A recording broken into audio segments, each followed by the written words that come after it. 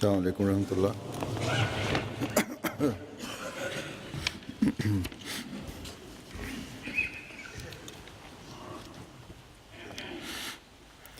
أشهد أن لا إله إلا الله وحده لا شريك له وأشهد أن محمدا عبده ورسوله أما بعد فأعوذ بالله من الشيطان الرجيم بسم الله الرحمن الرحيم الحمد لله رب العالمين الرحمن الرحيم مالك يوم الدين إياك نعبد وإياك نستعين اهدنا الصراط المستقيم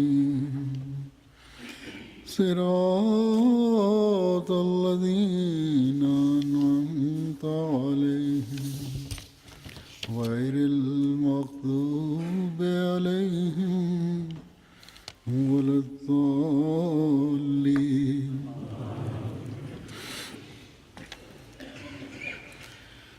मुसलमानों में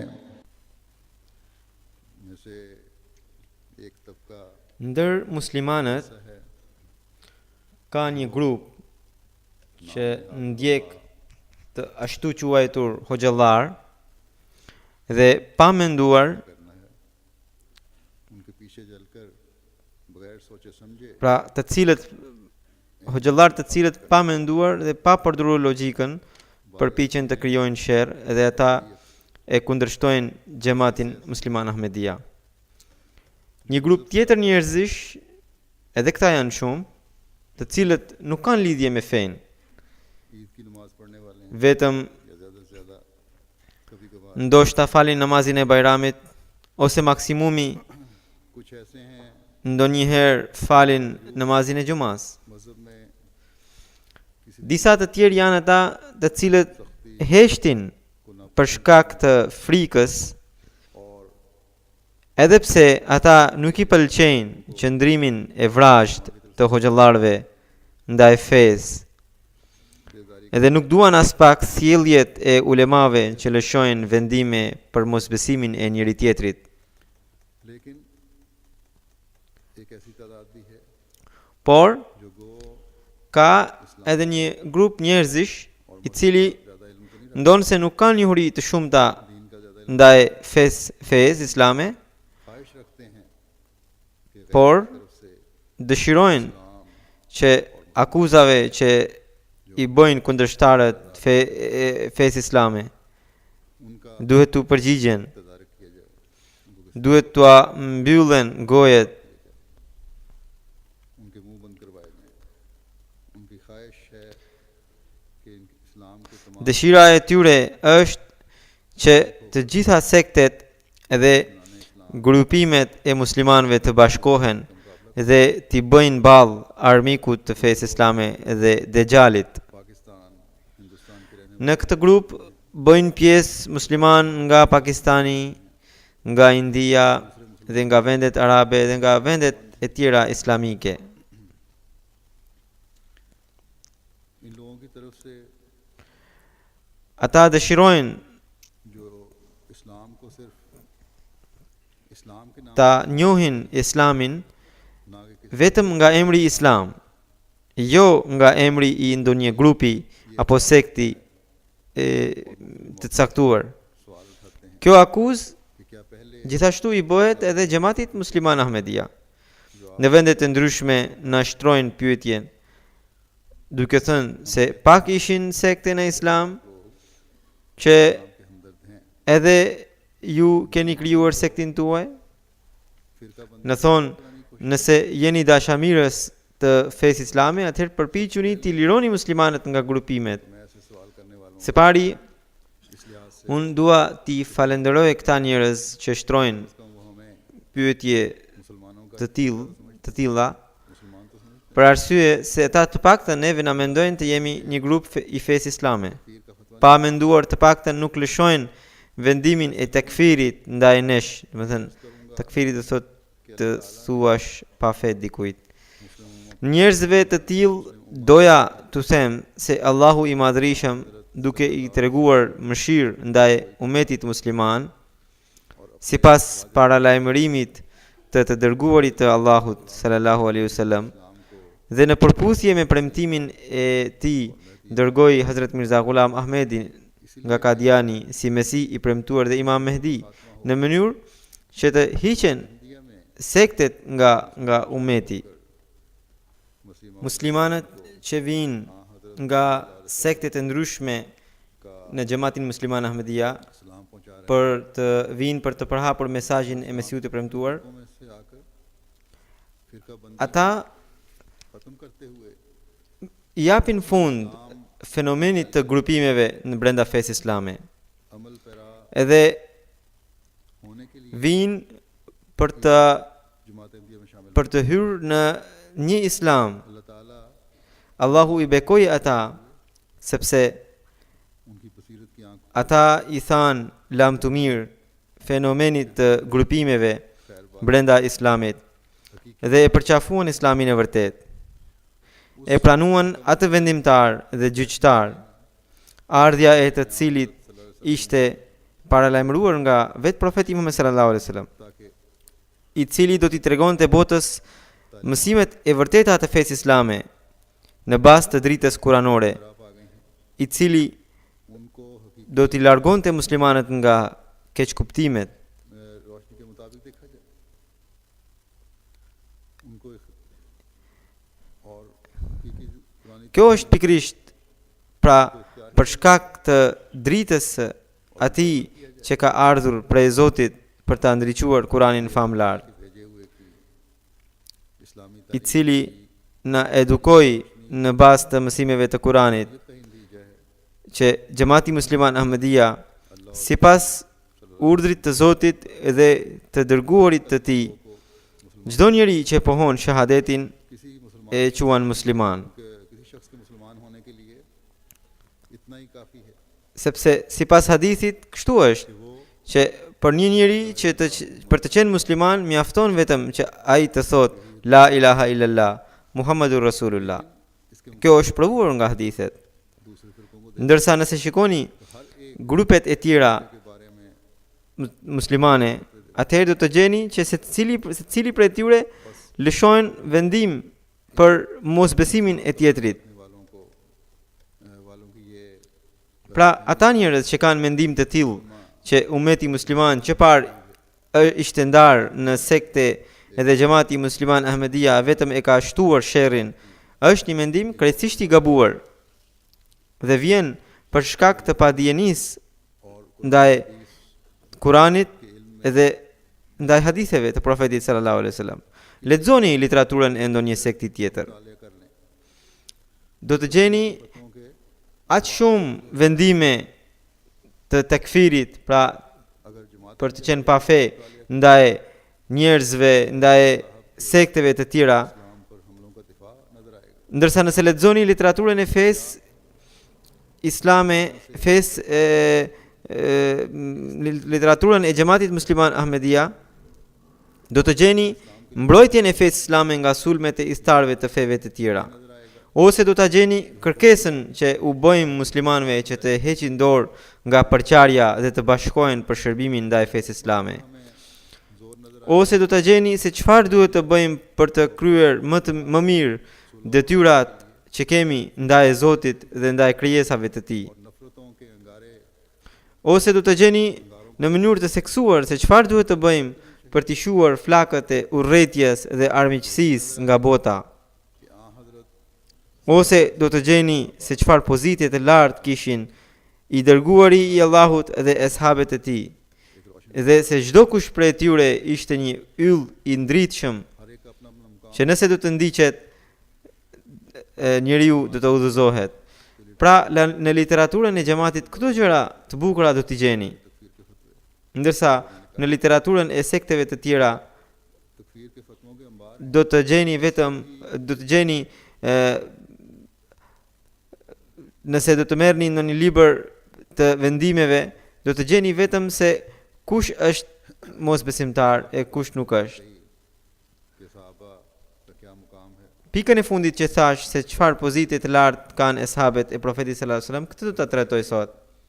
तो इस्लाम में दो बड़े गिरोह हैं उनके आगे फिरकाबंदियां हैं Në Islam në përgjithësi शिया और Sunni që janë bërë dy grupime, shiit edhe sunit, दोनों ने शिया और që të dy pastaj janë ndarë në grupe të tjera.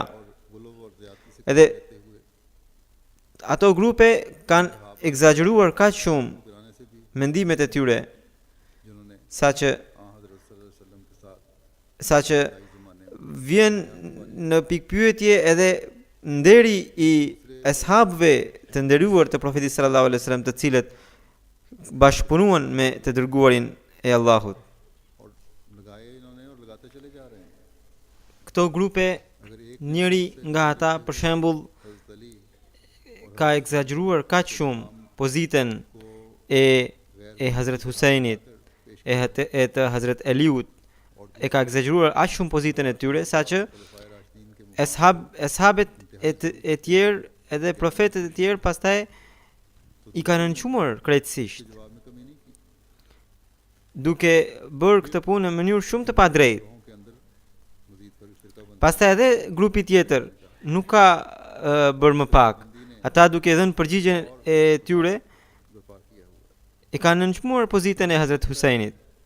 कि इन Siç u tregova, नौजुबिल्ला pra इस्लाम को pastaj këto pastaj ndahen në grupe të tjera edhe krijojnë një sherr shumë të madh në fenë islame. मजहब करार देना Edhe pikrisht nga veprimet e tyre që janë brenda komuniteteve të tyre, fenë islame e kanë emërtuar si një fe इस्लाम का e vrazhd हुस्न और खूबसूरती edhe e rrep. वाला मकसद Ndërsa, siç u tregova, qëllimi i xhamatit musliman Ahmedia është një qëllim shumë i bukur.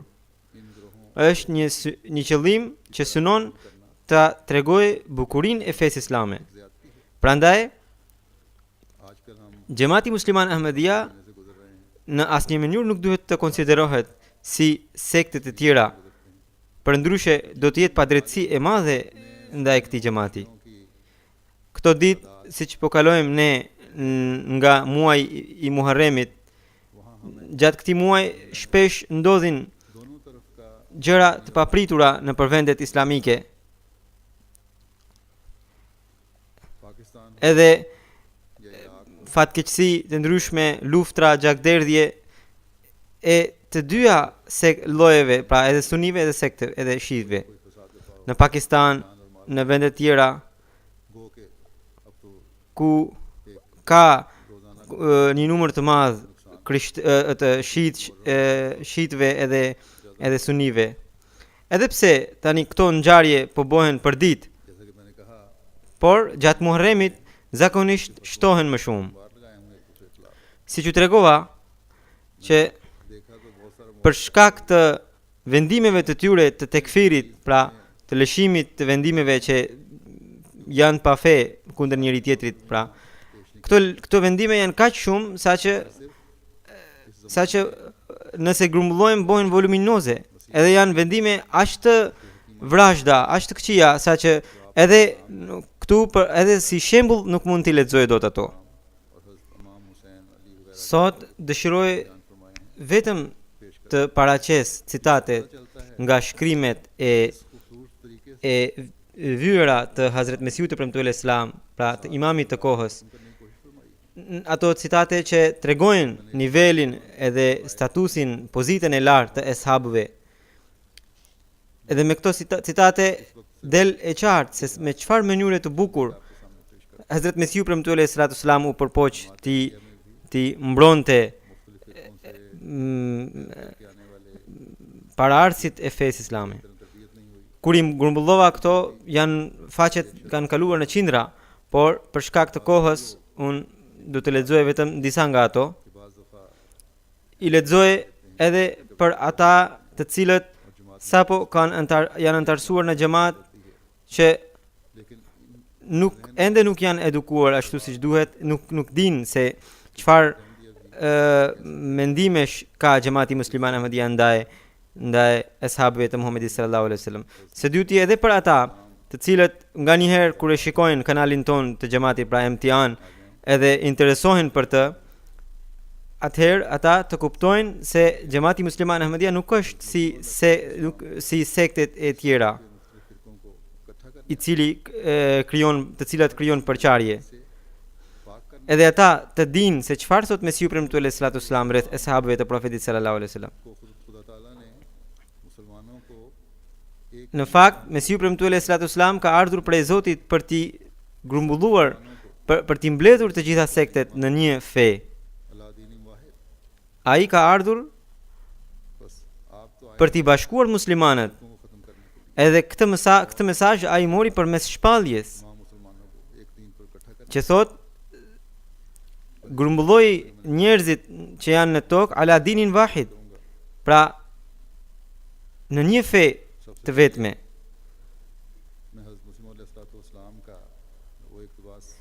Pra, si që të regova, do t'ju lexoj disa fragmente nga shkrimet e Mesiut të premtuar alayhi salam.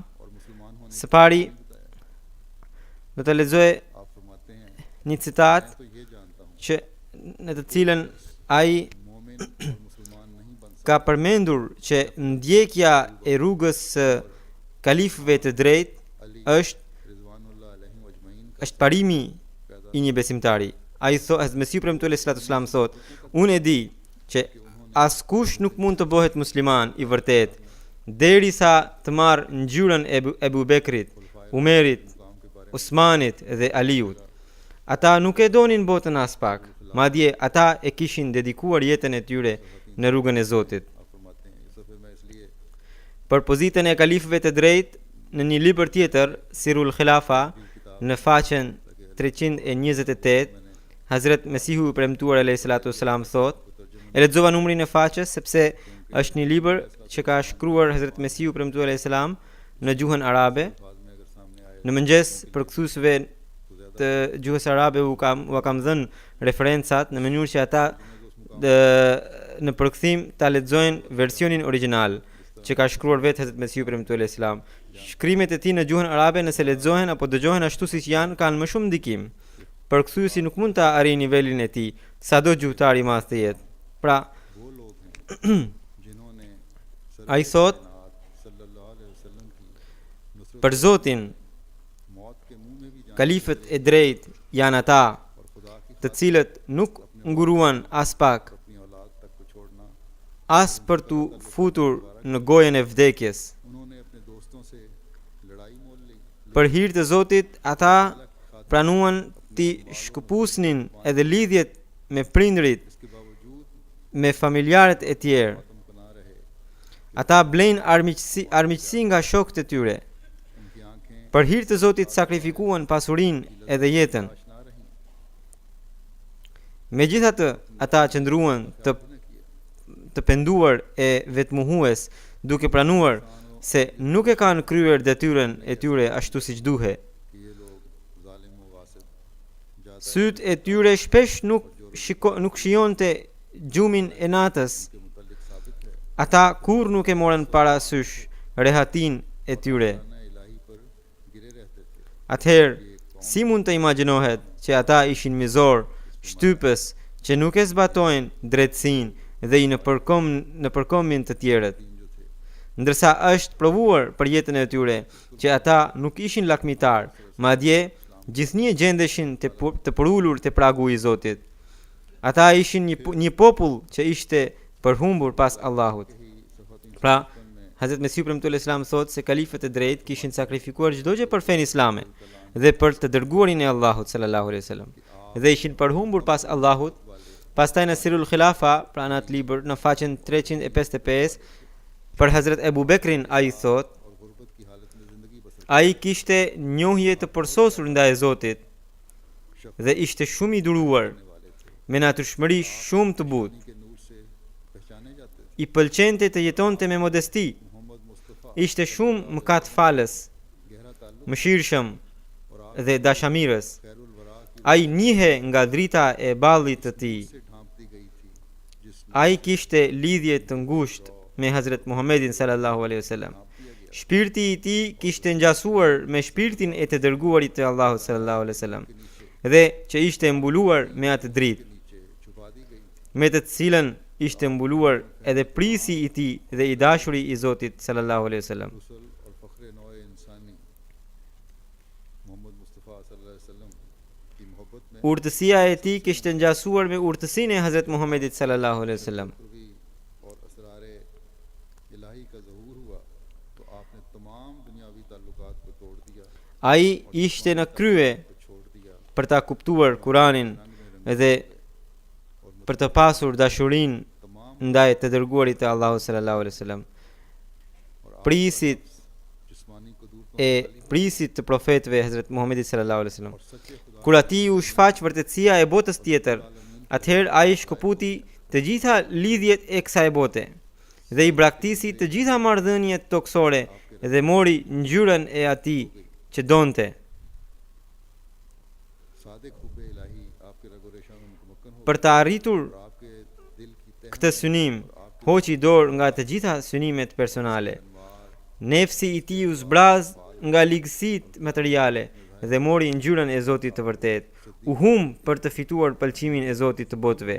Kur ai u kredh në dashurinë e vërtetë të Zotit, kur ajo u shfaq në thellësitë e zemrës së tij, në grimcat e trupit të tij, në lëvizjet dhe qëndrimet e tij, në thënjet e në veprat e tij, atëherë atij i u dha titulli Sidik, domethënë i vërtet, që do të thotë किस तरह आपको kur ai u kredh tërësisht në dashurinë e të dërguarit të Allahut sallallahu alaihi wasallam edhe në ndjekjen e modelit të tij, atëherë ai mori titullin Sidik. Kjo është pozita e tij. आप दिया Në një vend tjetër, duke e përshkruar pozitën e tij të qenit të vërtet dhe se pse dhe si ai e mori këtë pozitë, atë me Hazrat Mesiu premtuar Islam thot, pozitën e të vërtetit që ja dha Hazrat Muhammedi sallallahu alaihi wasallam Ebu Bekrit, vetëm Zoti i di më mirë fshehtësitë e kësaj pozite dhe çfarë përsosmërish kishte pasur Hazrat Ebu Bekri në veten e tij. Hazrat Muhammedi sallallahu alaihi wasallam gjithashtu tha se pozita e vërtetësisë së Ebu Bekrit është për shkak të asaj që ka në zemrën e tij. बकरी खसलत और फितरत Nëse shohim thellë, atëherë në del që vërtetësinë dhe sinqeritetin që tregoi Hazrat Abu Bekri, shembullin e tij nuk mund ta gjejmë. E vërteta është se tani në çdo kohë, çdo kush që dëshiron ta gëzojë pozitën e vërtetësisë, për të është e domosdoshme të përpiqet sa më shumë për ta krijuar natyrshmërinë e Abu Bekrit në veten e tij. Pastaj të angazhohet në lutje me të gjitha mundësitë e tij. Derisa njeriu nuk e merr hijen e Abu Bekrit dhe nuk i ngjason atij, ai nuk mund të arrijë nivelet e Sidikut. Çfarë është natyrshmëria e Abu Bekriane? नबूवत का इजहार फरमाया Ky moment që nuk është ky moment që ta përshkruaj që hollësisht, sepse ajo kërkon shumë kohë. Shkurtimisht do t'ju tregoj vetëm një ngjarje. Kur Hazrat Profeti Muhammed sallallahu alaihi wasallam kishte deklaruar të jetë i dërguar prej Zotit, Ebu Bekri kishte shkuar drejt Siris për tregti. Ishte rrugës kur po kthehe, kur takoi një njeri të cilën ai e pyeti, "Çfarë të rejash ka qyteti i Mekës?" Sepse është e zakonshme që kur një njeri qëndron larg vendlindjes dhe takon ndonjë bashkëatëdhetar, atëherë natyrisht e pyet gjendjen e atëdheun e tij. I pyeturi tha, "Një gjë e re që është, shoku yt Muhamedi ka deklaruar të jetë profet." Hazrat Ebu Bekri menjëherë tha, "Nëse ai ka deklaruar një gjë të tillë, atëherë patjetër ai është i vërtet në deklaratën e tij." मुझे की भी जरूरत नहीं समझी Vetëm nga kjo gjë mund ta kuptojmë që sa shumë ai e besonte profetin Muhammed sallallahu alaihi wasallam. Nuk mendoi për ndonjë mrekulli. E vërteta është se mrekulli kërkon ai që një mirë se mrekulli kërkon ai që nuk njeh mirë gjendjen e deklaruesit. रास्ते में ही आ हजरत का दावा है नबूवत सुनकर ईमान ले आए फिर Pra, kur ka nevojë për më shumë sqarime, Por një njeri që njeh dikë shumë mirë, ai pse duhet t'i kërkojë ndonjë mrekulli? Pra, Hazrat Ebu Bekr Siddiku radhiyallahu ta'ala anhu vetëm duke marrë vesh për deklaratën e profetizmit të Muhamedit sallallahu alaihi wasallam, që rrugës e pranoi atë. आप गवाह रहें Pastaj kur mbriti në Mekë, atëherë erdhi në shërbim të Hazrat Muhamedit sallallahu alaihi wasallam dhe e pyeti, a ke deklaruar të jesh profet? I dërguar i Allahut sallallahu alaihi wasallam tha, po, është e vërtet. Ebu Bekri tha, të jesh dëshmitar, unë jam vërtetuesi साथ न छोड़ yt i parë. फिर इस Kjo nuk ishte vetëm një thënie e tij, madje ai e provoi përmes veprave të tij, edhe deri në kohën e vdekjes e mbajti fjalën, madje nuk e la edhe pas vdekjes. आप सल्लल्लाहु अलैहि वसल्लम को तन्हा पाक Lidhur me faktin se si Hazrat Ebu Bekri shfaqi sakrificat dhe besnikërinë e tij gjatë jetës së tij, Hazrat Mesihu premtuar Islam thot, सल्लल्लाहु अलैहि वसल्लम की njëherë disa armiq që rrethuan Hazrat Profetin Muhammed sallallahu alaihi wasallam kur e gjetën të vetëm, i hodhën litar në qafën e tij dhe filluan ta shtrëngonin atë.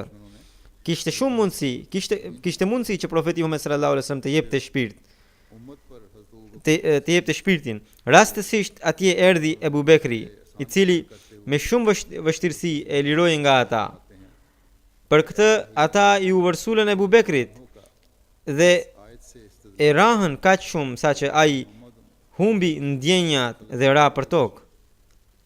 साफ दलालत Pastaj duke përmendur një mirësi shumë të madhe që Ebu Bekri i bëri umetit musliman, Hazrat Mesihu premtuar Islam thot, साफ दलालत po ashtu argumenti i Ebu Bekrit nga ajeti ma Muhammadun illa rasul qad khalat min qablihi ar-rusul.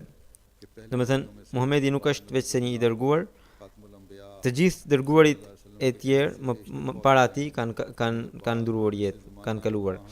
Pra tregon qartazi që sipas tij Hazrat Isai alayhis salam kishte ndruar jetë. Kuptimi i këtij ajeti sipas tij është që Hazrat Isa alayhis salam kishte ndruar jetë. Sepse nëse kuptimi i këtij ajeti do të ishte që disa profet para Muhamedit sallallahu alaihi wasallam ndruan jetë, ndërsa disa jo, atëherë ky ajet nuk ishte as pak për të sjellë si argument atë ditë, sepse një argument jo i plot nuk mund të bëhet si një normë e përgjithshme dhe nuk mund t'i rrethojë e t'i përfshi të gjithë së bashku. Një ajet i tillë nuk mund të jepet si argument.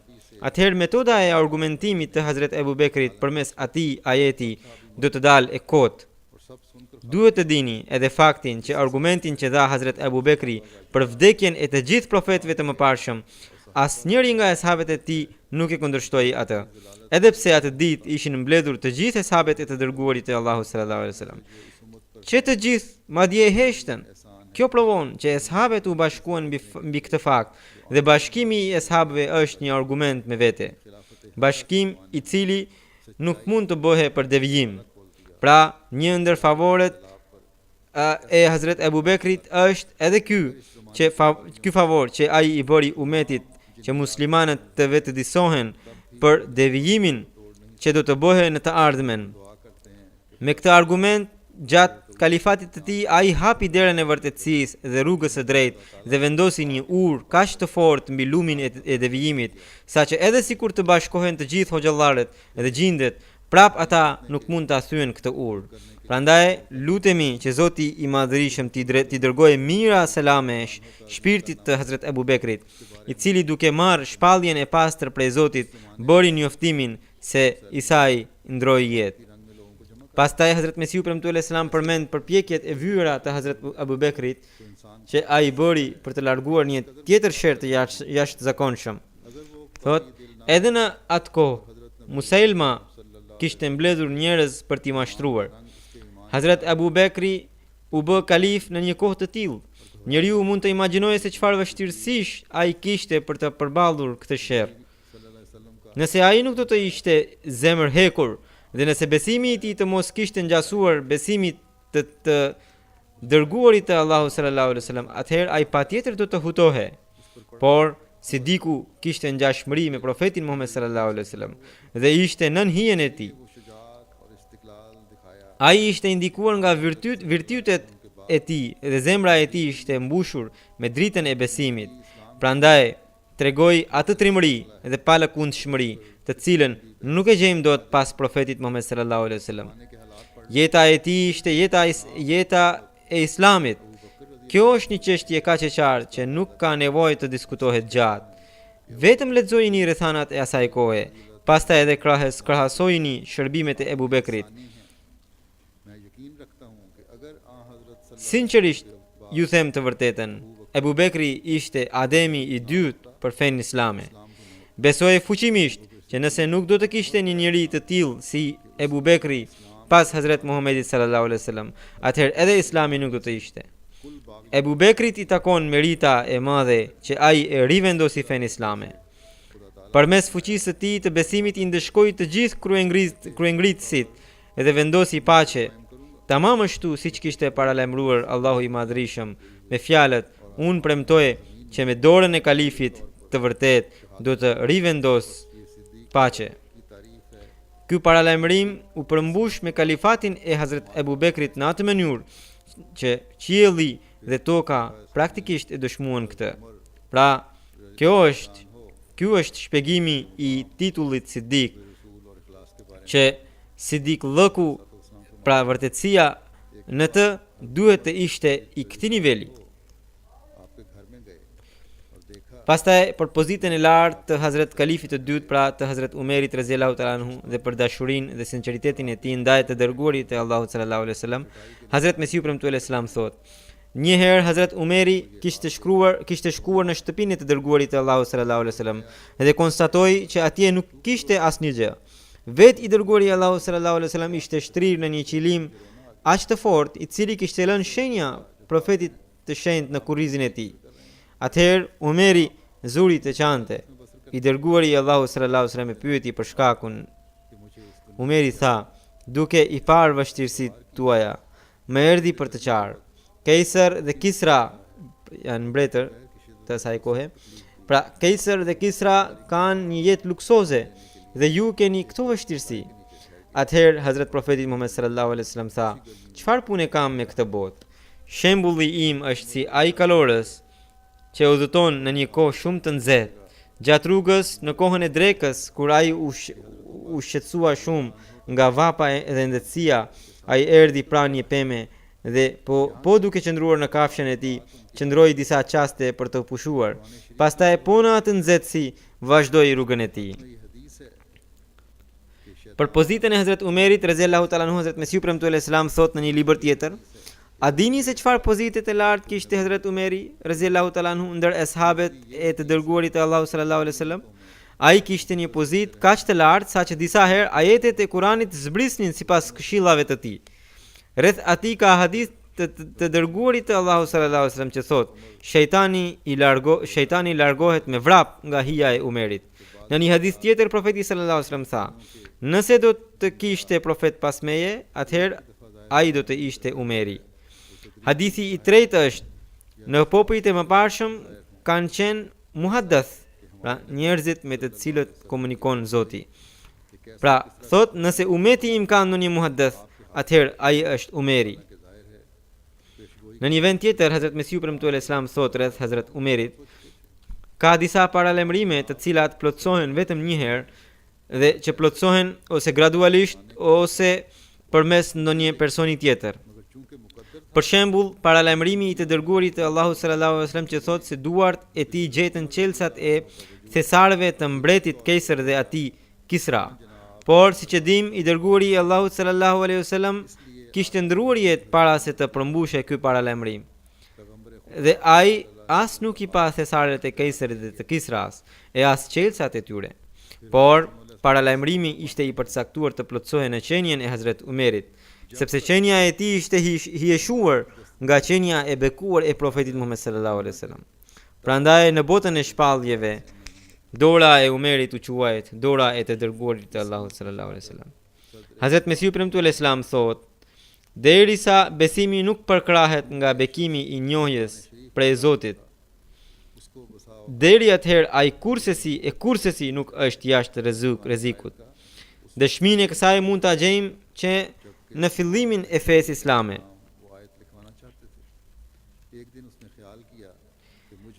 Një njeri ishte shkrues i Kuranit famlart dhe për shkak se qëndronte pranë dritës së profetizmit, edhe ai nganjëherë ajete të Kuranit merrte si shpallje në kohën kur i dërguari i Allahut sallallahu alaihi wasallam dëshironte t'ia diktonte. Një ditë ai mendoi जैसा कि बलम çfarë dallimi është, domethënë ai mendoi se çfarë dallimi është midis atij dhe të dërguarit të Allahut. Duke menduar se merrte shpallje, ai u shkatrua. Thuhet që edhe varri nuk e pranoi atë dhe e nxori jashtë, ashtu siç ishte shkatruar Belami. उसका शरीक Edhe ai, pra, Mazuri sqaron, edhe ai ishte pra krenar për pozitën e tij dhe për shpalljet e tij. Hazrat Mesiu premtues Islam vazhdon të thotë, por edhe Hazrat Umerit radhiyallahu ta'ala anhu i vinin shpallje, por ai nuk e konsideroi asnjë gjë në veten e tij dhe nuk dëshiroi të barazohej me imamllëkun e vërtet që Zoti e kishte vendosur në tokë.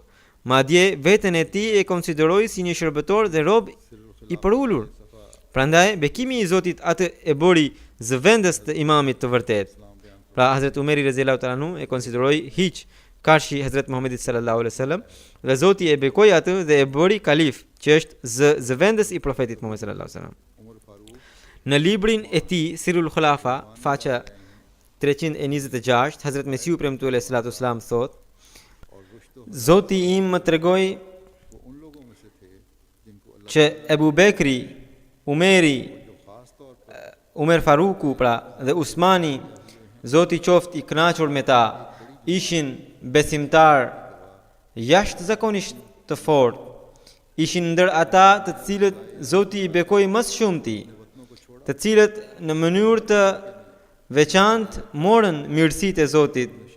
Një numër shumë i madh besimtarësh që kanë njohje të vërtet dëshmon meritat e tyre. Ata vetëm për hir të Zotit dhe pa asnjë frikë morën pjesë në çdo betejë. Ata as nuk morën parasysh ditët e nxehta e as netët e ftohta, por si një luftëtar ka përcyen çdo gjë. Nuk e vran mendjen as për ndonjë të afërm e as për dikë tjetër në këtë rrugë. दर्जात उनके Gulistan Për hir të Zotit të botëve, u bën gati të braktisnin çdo gjë. Veprat e tyre të mira dhe वार हम पर ज़ौफ़-ए-गन thënjet e tyre të urta kanë një aromë të veçantë, duke e parë të cilën ne mund të imagjinojmë nivelin e tyre në xhenet.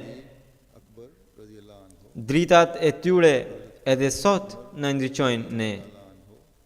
हज़रत ज़ुन्नूरैन Pastaj në një vend tjetër ai thotë, और हज़रत Ali një besim është i pazëvendësueshëm वाकई që Hazrat Ebu Bekr Siddiku radhiyallahu ta'ala anhu, Hazrat Umer Faruku radhiyallahu ta'ala anhu, Hazrat Dhunnurain radhiyallahu ta'ala anhu, do të thënë Hazrat Usmani radhiyallahu ta'ala anhu dhe Hazrat Ali Murtaza radhiyallahu ta'ala anhu, që të gjithë këta me të vërtet kanë qenë shumë besnik në fe. Ebu Bekri radhiyallahu ta'ala anhu që është ademi i dytë i fesë islame dhe po ashtu edhe Hazrat Umer Faruku dhe Hazrat Usmani radhiyallahu ta'ala anhum.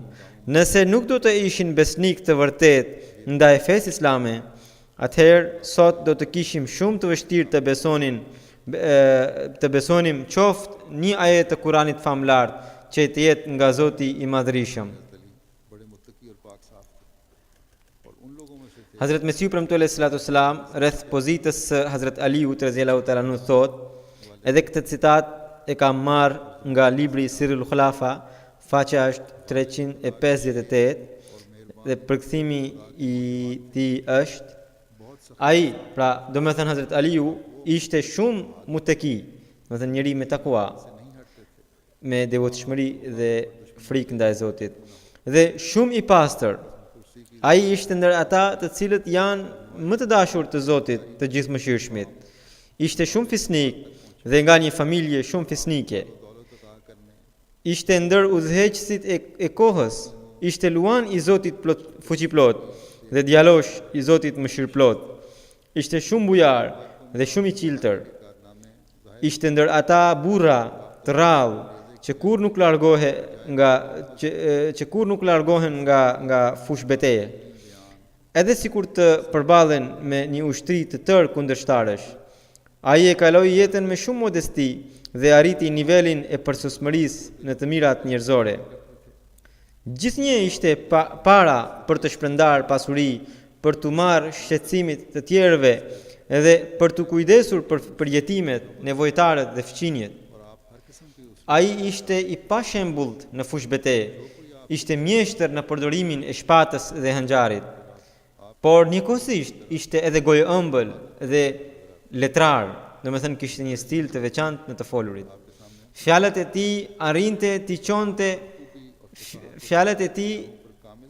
t'i çonte deri në thellësitë e zemrës së tjetrit dhe duke përdorur këtë mjeshtri të tij, ai u hiqte ndryshkun njerëzve nga zemrat e tyre dhe ato u azbukuronte me dritën e argumentit. Zotëronte çdo të mirë në atë shkallë që çdo kush që të kundërshtonte veten që konsideronte veten diçka, kur e shikonte atë ngrinte duart para tij. Do të ditur pranonin zotësinë e Hazrat Aliut duke parë dobësinë e tyre. Ishte i përsosur në çdo veti, ai që mohoi virtytet e tij, ndoqi rrugën e padrejtësisë. Në një vend tjetër, duke folur rreth eshabëve të profetit në përgjithësi, Hazrat Mesiu premtuar selam thotë: edhe njëherë, duke paraqitur si shembull gjendjen e eshabëve të profetit Muhammed sallallahu alaihi wasallam, dua të them se ata duke pranuar të dërguarin e Allahut e pan Zotin me sytë e tyre, po me sytë e tyre, atë Zot i cili qëndron në perdet e së padukshmes. कुछ ना था Përndryshe, le të më tregojë dikush se çfarë ishte ajo arsye për të cilën ata e braktisën popullin, vendin, pasuritë dhe lidhjet farefisnore dhe miqësore. Ishte vetëm besimi në një Zot, duke pasur të cilin ata arritën të bënin të tilla gjërat që nëse shfleton faqet e historisë së njerëzimit, atëherë do të mbetesh i çuditur dhe i befasuar. Ishte besimi dhe vetëm besimi, nuk ishte asgjë tjetër. Përndryshe, karshi i tyre ishin përpjekjet e forta të njerëzve materialist, por ata nuk patën sukses, edhe pse ishin në shumicë, edhe në numër, në pasuri dhe në çdo gjë materiale, por vetëm besimin nuk e kishin. Dhe vetëm për shkak të mungesës së besimit ata u shkatruan. Por eshabet e dërguarit e Allahut sallallahu alaihi wasallam, përmes fuqisë së besimit fituan çdo gjë. Ata kur dëgjuan një njeri i cili edhe pse ishte rritur pa ndonjë shkollë, por ishte i shquar në vërtetësi, kur ai tha se jam prej Zotit, vetëm me ta dëgjuar këtë, ata i u bashkuan dhe si të çmendur e ndoqën atë. Unë prapë them që ishte vetëm një gjë e cila i shndroi ata krejtësisht dhe ajo ishte besimi. Mbani mend, besimi në Zot është një gjë e jashtëzakonshme. Gjithë ndjenja e dashurisë së Hazrat Mesiut të premtuar Islam ndaj të dërguarit të Allahut sallallahu alaihi wasallam, antarëve të tij familjes, kalifëve të tij të drejtë dhe eshabëve të tij, ishte vetëm për shkak të dashurisë së tij ndaj profetit Muhammed sallallahu alaihi wasallam. Siç e tregova më herët, këtë ai kujtonte pjesë të besimit. ऐसा नहीं होना चाहिए Në një libër të tij duke përmendur këtë gjë, ai thotë: besimi ynë është që të respektojmë paraardhësit e mëdhenj dhe njerëzit e Zotit, por edhe rangët e tyre duhet t'i kemi parasysh. Domethënë, respekti ndaj tyre është i domosdoshëm, por çdo kush ka një pozitë të caktuar, dhe respekti duhet të jetë në bazë të pozitës së secilit. Thot, nuk duhet të ndodhë që njeriu duke kaluar kufi të hyjë në gjuna, domethënë nuk duhet të egzagerosh dikë, dhe të bëhet mos respektimi i të dërguarit të Allahut dhe i profetëve të tjerë. Ai që thot se të gjithë profetët, madje edhe vetë i dërguari i Allahut sallallahu alaihi wasallam, nuk mund të gëzojnë shpëtimin pa ndërmjetësimin e Imam Husajnit, ai ka bërë egzagerim të skajshëm, me të cilin bëhet mos respektimi i të gjithë profetëve dhe edhe i profetit Muhammed sallallahu alaihi wasallam. Në një vend tjetër, duke përmendur ngjashmërinë e tij me Hazrat Aliun dhe me Hazrat Husajnin, ai thot: "Un kam ngjashmëri me Hazrat Aliun dhe me Hazrat Husajnin. Këtë sekret e di vetëm Zoti i botëve. Unë e dua shumë Hazrat Aliun, po ashtu të dy djemt e tij. Ata që kanë armiqësi me këta të dashurit e mi, unë kam armiqësi me ta. Njëkohësisht, unë nuk jam ai që ndjek rrugën e mizorisë, por as nuk mund të qëndroj pa e shfaqur atë që Zoti ma zbuloi. Nuk jam ndër ata që kalojnë kufit." Edhe ky fragment është nga libri Sirul Khulafa, duke sqaruar këtë ngjashmëri, ai më tutje thot: Edhe në fenë islame, njerëzit që u përngjajnë qifutëve ndoqën të njëjtën rrugë si ata dhe duke insistuar keq kuptimit të tyre, në çdo kohë shqetësuan atë që vinin që ata në çdo kohë i shqetësuan ata që vinin prej Zotit. Shikoni se si mira të pamend e lanë Hazrat Imam Huseinin dhe u bashkuan me Jezidin dhe e lënduan Imam Huseinin me gojë dhe me dorë dhe nuk u kënaqën derisa e vranë atë. Pastaj her pas here gjithmonë i shqetësuan imamët dhe muxhedidët e këtij umeti dhe i quajtën qafir, domethënë pa fe, gënjeshtar dhe mashtrues. Mira njerëz të vërtet janë shqetësuar nga duart e tyre.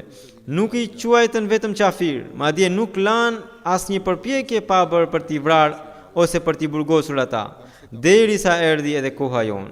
Në shekullin 13, po këta njerëz në çdo vend jepnin vazë që në shekullin e 14 do të vijë Imam Mehdiu dhe Mesiu i premtuar, ose të paktën do të lind një muxhaddid madhor. Por kur në krye të shekullit 14 lindi ai muxhaddid, dhe jo vetëm që shpallja e Zotit e quajti atë Mesi të premtuar, madje edhe koha me shenjat e saj praktikisht kështu shpalli që ai duhet të quhej Mesihu i premtuar, ata njerëz e përgënjeshtruan ashpër atë dhe e lënduan aq sa munden dhe me mënyra e hilet e ndryshme u përpoqën ta poshtronin dhe ta zhduknin atë.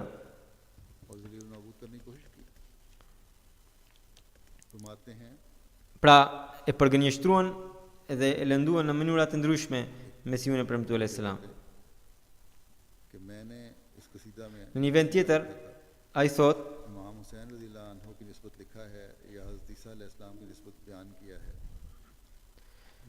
në këtë kaside, pra një vjersh që kishte shkruar, gjërat që kam shkruar rreth Imam Husajnit ose Hazret Isait alayhis salam nuk janë punë të njeriu.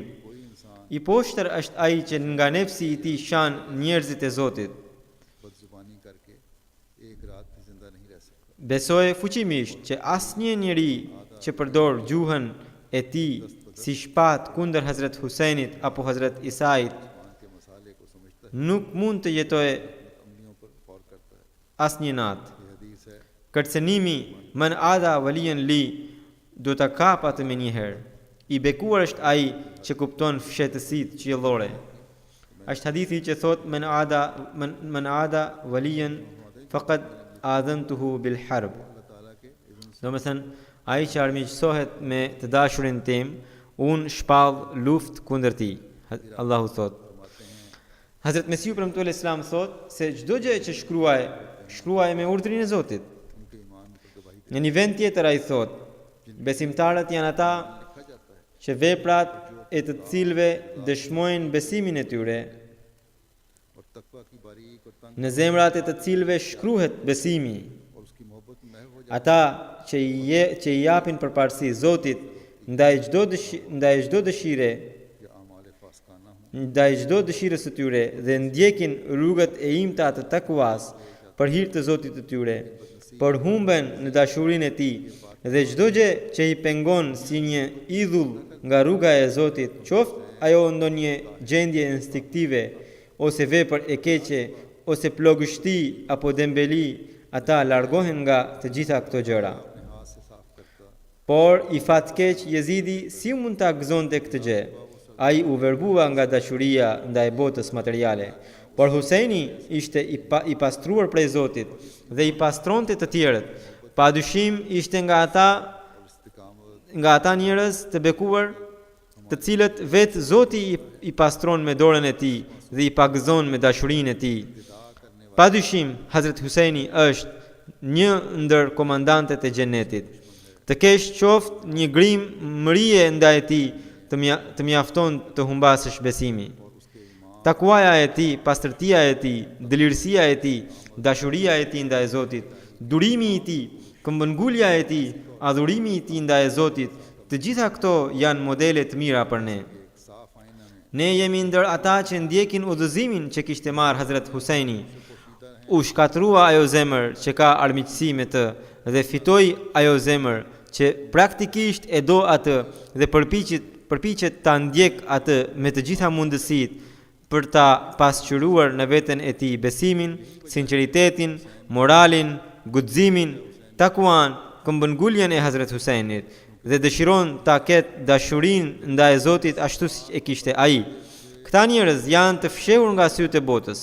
Kush mund t'ua di vlerën përveç atyre që janë prej tyre? Sytë e botës nuk i njohin dot, sepse ata janë larg botës. Kjo ishte arsyeja e martirizimit të Husajnit, sepse ai nuk u njoh dhe nuk u vlerësua ashtu siç duhet. Kur bota kishte mirëpritur të dashurit e Zotit që ta donte edhe Husajnin. Pra, kjo gjë është krejtësisht larg besimit që t'ja ulësh vlerën Hazrat Husajnit radhiyallahu ta'ala anhu. Ai që ja ul vlerën ndonjë njeriu të Zotit, उसका दुश्मन हो जाता है, i cili bën pjesë në grupin e imamëve që janë pastruar prej Zotit, ose thot në një gjë të pahishme kundër tyre, ai lan duart nga besimi, sepse Allahu xhaleshanehu bëhet armiku i atij që është armik i të dashurve të tij. Pra, ky është mësimi për t'i bashkuar të gjithë muslimanët dhe për t'i shpëtuar ata nga grupimet dhe përçarjet. Mësim të cilin neve na dha imami që erdhi prej Zotit. Ai ka ardhur në këtë kohë duke qenë i dashuruari dhe shërbëtori i vërtet i profetit Muhammed sallallahu alaihi wasallam. और एक दूसरे के कत्ल वारिस से बचे। Zoti bëft që umeti musliman ta kuptojë këtë mesazh dhe të shpëtohej nga përçarjet, gjakderdhjet dhe nga ndjenjat për të shkatruar njëri tjetrin. अल्लाह करे ये मोहर Në mënyrë që Islami të ndriçohet deri në skajet e botës. हर मुसलमान Në mënyrë që Islami të ndriçohet deri në skajet e botës me një madhështi të re. Zoti bëft që ky muaj i Muharremit të kalojë me paqe e siguri në çdo vend. Çdo musliman të jetë si ai që mbron muslimanin tjetër nga goja dhe dora e tij. Për gjendjen e përgjithshme të vendeve islamike dhe për shpëtimin e tyre lutuni sa më shumë. हर किस्म के Këto ditë sir पसंदों के शर से इस्लाम और मुसलमानों shumë nga këto vende po kalojnë një kohë shumë të vështirë. में Zoti i mbrojt të gjithë muslimanët nga keqdashësit. जिनसे Në vendet islamike, në shumicën e vendeve të tyre, siç e thash, ka edhe sherr të brendshëm. जा रहे हैं। दुनिया की अमूमी मुआशी हालत भी Ka edhe sherre të brendshme që shkatërrojnë paqe në ato vende. Për këtë arsye, ato vende në vend të përmirësohen, me shpejtësi po shkojnë mbrapa. और फिर Po krijojnë एक तीसरी shqetësime edhe gjendja ekonomike e botës në përgjithësi. Që nëse ka ndikim në vendet perëndimore, atëherë patjetër do të ketë ndikim edhe në vendet islamike. Pastaj një shqetësim i tretë shumë i madh që po duket është se bota po marshon drejt një lufte botërore. Allahu i Madhërisëm e mëshiroft njerëzimin, njerëzve u dhënë mend dhe urtësi. Këto ditë ne duhet të bëjmë shumë lutje dhe duhet të marrim të gjitha masat parandaluese. Allahu na mundësoft. Allahu na ndihmoft.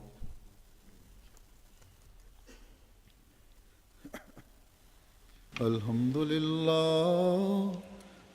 لله نحمده ونستعينه ونستغفره ونؤمن به ونتوكل عليه ونعوذ بالله من شرور أنفسنا ومن سيئات أعمالنا